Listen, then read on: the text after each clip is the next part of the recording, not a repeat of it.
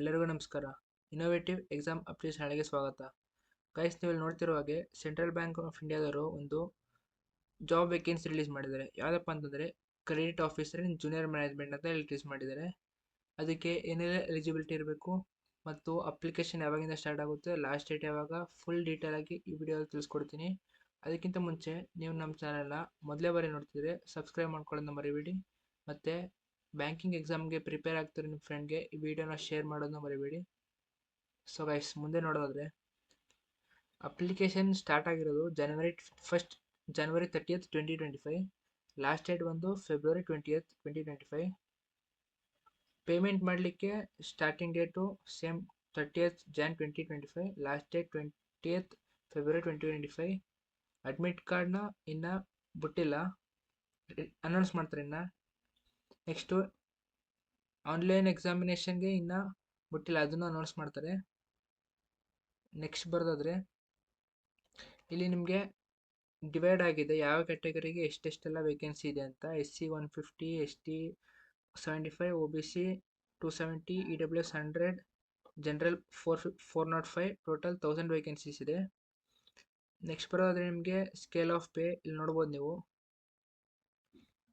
Next ಇಲ್ಲಿ ನೋಡೋದಾದರೆ age limit ಎಷ್ಟಿದೆ. ಏಜ್ ಲಿಮಿಟ್ ಬಂದು ನಿಮಗೆ ಮಿನಿಮಮ್ 20 ಇಯರ್ಸ್ ಇರಬೇಕು, ಮ್ಯಾಕ್ಸಿಮಮ್ 30 ಇಯರ್ಸ್ ಇರಬೇಕು. ಎಜುಕೇಷನ್ ಕ್ವಾಲಿಫಿಕೇಷನ್ ಡಿಗ್ರಿ ಕಂಪ್ಲೀಟ್ ಆಗಿರಬೇಕು. ಯಾವುದೇ ಇನ್ಸ್ಟಿಟ್ಯೂಟಿಂದ ಡಿಗ್ರಿ ಕಂಪ್ಲೀಟ್ ಆಗಿರೋ ಓಕೆ, ವಿತ್ 60%. ನಿಮ್ಮದು ಡಿಗ್ರಿ ಕಂಪ್ಲೀಟ್ ಆಗಿರಬೇಕು, ಅಥವಾ 55% ಅಲ್ಲಾಗಿದ್ರೂ ನಡೆಯುತ್ತೆ. ಆದರೆ ನೀವು SC ST OBC ಅಥವಾ PWD ಆಗಿದ್ರೆ ಮಾತ್ರ ನಿಮ್ಮದು ಎಲಿಜಿಬಲ್ ಆಗುತ್ತೆ, ಇಲ್ಲಾಂದ್ರಿಲ್ಲ. Next relaxation of upper age limit. Schedule caste ಮತ್ತು ಶೆಡ್ಯೂಲ್ ಟ್ರೈಬ್ವರ್ಗೆ ಎಷ್ಟಿದೆ, 5 years.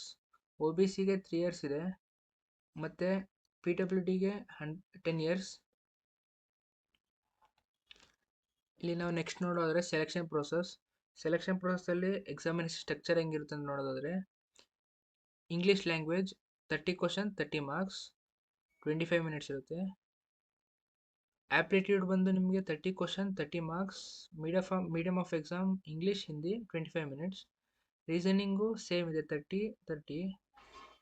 Medium of exam English Hindi 25 minutes ಇರುತ್ತೆ. ಜನರಲ್ ಅಂದರೆ ಅವೇರ್ನೆಸ್, ಬ್ಯಾಂಕಿಂಗ್ ಬಗ್ಗೆ ಅವೇರ್ನೆಸ್ ಬಗ್ಗೆ ಒಂದು ಇದಿದೆ, ಸಬ್ಜೆಕ್ಟ್ ಇದೆ. ಅದು 30 questions 30 marks. ಅದು medium of exam English and Hindi. ನಿಮಗೆ 15 minutes ಇರುತ್ತೆ. ಟೋಟಲ್ ಆಗಿ 120 questions 120 marks. ಟೋಟಲ್ ಮಿನಿಟ್ಸ್ ಬಂದು 90 minutes. ಲಾಸ್ಟಲ್ಲಿ ನಿಮಗೆ ಒಂದು ಡಿಸ್ಕ್ರಿಪ್ಟಿವ್ ಟೆಸ್ಟ್ ಇರುತ್ತೆ. ಅದು ಯಾವ ಥರ ಅಂತಂದರೆ letter writing and essay writing descriptive ಇರುತ್ತೆ. ಅದು 2 questions ಇರುತ್ತೆ, 30 marks.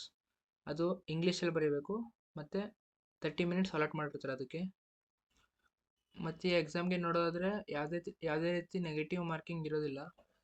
ನಿಮ್ಮದು ಎಕ್ಸಾಮ್ ಎಲ್ಲ ಮುಗಿದ್ಮೇಲೆ ನಿಮ್ಮದು ಕಟ್ ಆಫ್ ಸ್ಕೋರ್ ಅಂತೇಳಿ ರಿಲೀಸ್ ಮಾಡ್ತಾರೆ. ಅದರಲ್ಲಿ ಕಟ್ ಆಫ್ ಇನ್ನೂ ಡಿಸೈಡ್ ಮಾಡಿಲ್ಲ, ಆದರೆ ನಂಬರ್ ಆಫ್ ವೇಕೆನ್ಸೀಸ್ ಅವೈಲೇಬಲ್ ಪ್ರಕಾರ ಕಟ್ ಆಫ್ ಲಿಸ್ಟ್ನ ರಿಲೀಸ್ ಮಾಡ್ತಾರೆ, ಅಂದರೆ ಮೆರಿಟ್ ಲಿಸ್ಟ್ನ ರಿಲೀಸ್ ಮಾಡ್ತಾರೆ. ಅಕಸ್ಮಾತ್ ನಿಮ್ದು ಏನಾದರೂ ಕಟ್ ಆಫ್ ಸ್ಕೋರಲ್ಲಿ ನಿಮ್ಮದು ನೇಮ್ ಏನಾರ ಬಂತು ಅಂತಂದರೆ ನೆಕ್ಸ್ಟು ಇಂಟರ್ವ್ಯೂ ಇರುತ್ತೆ. ಇಂಟರ್ವ್ಯೂಲಿ 50 marksಗೆ ಇಂಟರ್ವ್ಯೂ ಇರುತ್ತೆ. ಅದರಲ್ಲಿ ನೀವು 50% ತಗೋಬೇಕು ಅದರಲ್ಲಿ, ಜನರಲ್ ಮತ್ತು EWS ಕ್ಯಾಟಗರಿಗೆ. ಆಮೇಲೆ 45% ಮಾರ್ಕ್ಸ್ ಅದರಲ್ಲಿ ಯಾರಿಗೆಂದು SC ST OBC PWD ಅವರಿಗೆ 45% ಮಾರ್ಕ್ಸ್ ತಗೋಬೇಕಾಗುತ್ತೆ. ಲಾಸ್ಟಲ್ಲಿ ಫೈನಲ್ ಸೆಲೆಕ್ಷನ್ ಯಾವ ರೀತಿ ಇರುತ್ತೆ ಅಂತಂದರೆ ನಿಮ್ಮದು ಆನ್ಲೈನ್ ಎಕ್ಸಾಮ್ ಮತ್ತು ಇಂಟರ್ವ್ಯೂ ಬೇಸಿಸ್ ಮೇಲೆ ಎಲ್ಲ ಫೈನಲ್ ಸೆಲೆಕ್ಷನ್ ಮಾಡಿ, ಮತ್ತು ನಿಮಗೆ ಮೆರಿಟ್ ಲಿಸ್ಟಲ್ಲಿ ನಿಮ್ಮನ್ನು ಸೆಲೆಕ್ಟ್ ಆಗಿರೋ ಅನೌನ್ಸ್ ಮಾಡ್ತಾರೆ. ಯಾರ್ಯಾರು ಸೆಲೆಕ್ಟ್ ಆಗಿರೋ ಇಲ್ಲ ಅನೌನ್ಸ್ ಮಾಡ್ತಾರೆ. ಗೈಸ್, ನಿಮಗೇನಾದರೂ ವಿಡಿಯೋ ಇಷ್ಟ ಆದರೆ ಲೈಕ್ ಮಾಡಿ, ಶೇರ್ ಮಾಡಿ, ಸಬ್ಸ್ಕ್ರೈಬ್ ಮಾಡಿ. Thank you.